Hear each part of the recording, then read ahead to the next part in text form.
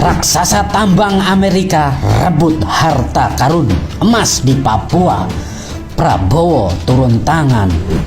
Therefore, we are determined to strengthen our defense, and that's exactly the key word.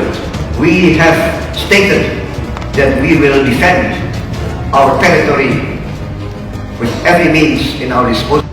Oleh sebab itu, beberapa aset-aset besar yang kita miliki seperti Freeport yang sudah 50 tahun dimiliki oleh Freeport McMoran dari Amerika.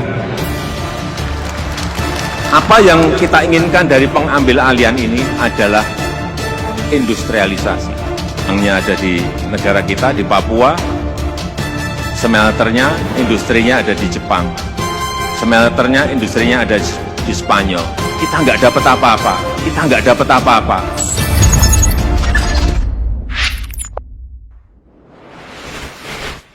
Halo sahabat Bagi Media, sudah gila, Amerika kembali merebut tambang emas Indonesia di Papua. Dengan ini membuat Prabowo turun tangan untuk menghadapi negara tengil itu. Harta karun emas hingga bertonton dicuri oleh Amerika dengan gaya elitnya. Ini membuat Jokowi dan Prabowo marah besar. Sahabat Bagi Media, perusahaan tambang asal Amerika Serikat yakni Barrick Gold berencana memperluas eksplorasi untuk menambah cadangan emas dan tembaga di seluruh kawasan Asia Selatan dan Asia Tenggara. Adapun salah satu perluasan eksplorasinya ada di Indonesia. Indonesia menjadi tujuan utama negara-negara serakah itu untuk mengeruk harta karun sebanyak-banyaknya agar negerinya kaya. Dengan mendatangi Indonesia, Amerika akan mendapatkan kekayaan yang sangat besar.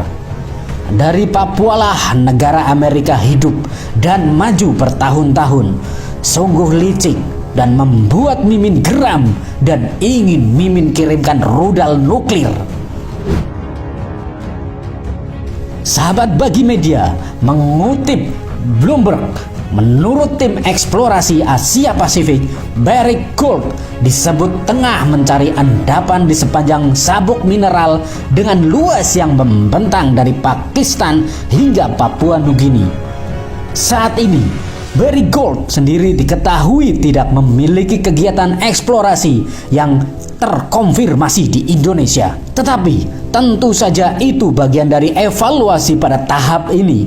Indonesia berada pada jalur eksplorasi perusahaan antara dua aset utama Barrick Gold di kawasan Asia Selatan dan Pasifik, yakni tambang emas Porgera di Papua Nugini dan tambang-tambang emas Reko Dik di Pakistan. Berada di jalur cincin api atau Ring of Fire, Indonesia diketahui memiliki sumber daya yang melimpah termasuk nikel, tembaga, dan emas, dan menjadikannya pemain utama untuk proyek-proyek penting untuk produksi kendaraan listrik dan logam mulia. Maka dari itu, Jokowi ngotot lakukan hilirisasi di dalam negeri agar Indonesia menjadi kaya dan mampu menyalip negara-negara tengil itu. Negara-negara yang hanya merampas, maling, mencuri harta Indonesia. Buktinya, dahulu seperti zaman penjajahan dan yang terbaru adalah Timur Leste yang berpisah dari Indonesia karena pengaruh Australia. Dan sekarang negara Timur Leste jadi miskin dan tidak mempunyai apa-apa karena hartanya telah direnggut oleh Australia. Sahabat Bagi Media, kembali ke topik si maling emas. Maling memang tidak mau teriak maling.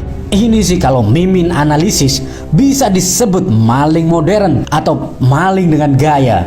Maling kok punya gengsi.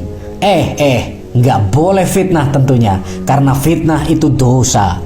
Kembali ke topik. Sahabat Bagi Media, selain itu, Indonesia saat ini juga telah menjalankan kebijakan yang dirancang untuk menjaga kekayaan mineral tersebut di dalam perbatasannya. Dengan membatasi ekspor dan mendorong lebih banyak pemrosesan di dalam negeri, terbaru pemerintah RI telah menandatangani aturan pelarangan ekspor biji bauksit. Dengan komoditas lainnya, termasuk salah satu komoditas menjadi incaran Barrick Gold. Tembaga juga diharapkan akan segera dilarang ekspor langsung konsentratnya. Data terbaru survei Geologi Amerika Serikat mencatat Indonesia masuk dalam 10 negara paling kaya tembaga dengan cadangan logam tembaga Indonesia mencapai 24 juta ton atau sekitar 3% dari total cadangan global. Publikasi yang sama menyebutkan produksi logam tembaga Indonesia tahun 2021 mencapai 810 ton. Naik signifikan dari 505 ton pada tahun sebelumnya. Untuk komoditas emas, Indonesia juga merupakan salah satu negara paling kaya. Data USGS menyebutkan cadangan emas RI mencapai 2.600 ton atau nyaris 5% total cadangan global. Saat ini sejumlah perusahaan asing yang ikut menambang emas dan tembaga di Indonesia termasuk Freeport, Ems, Moran, Newmont, dan Newcrest. Dua yang disebutkan terakhir telah berhenti keluar setelah saham perusahaan yang beroperasi di Indonesia diakuisisi oleh usaha lokal atau pengusaha lokal. Hehehe, kasihan sekali negara Amerika tidak bisa menguasai tambang Indonesia berkat kepemimpinan Jokowi. Sahabat Bagi Media, bagaimana menurut kalian? Apakah Indonesia mampu menghadapi hegemoni negara barat ini? Jangan lupa cor-bacor di kolom komentar. Merdekalah kita seutuhnya. Merdeka!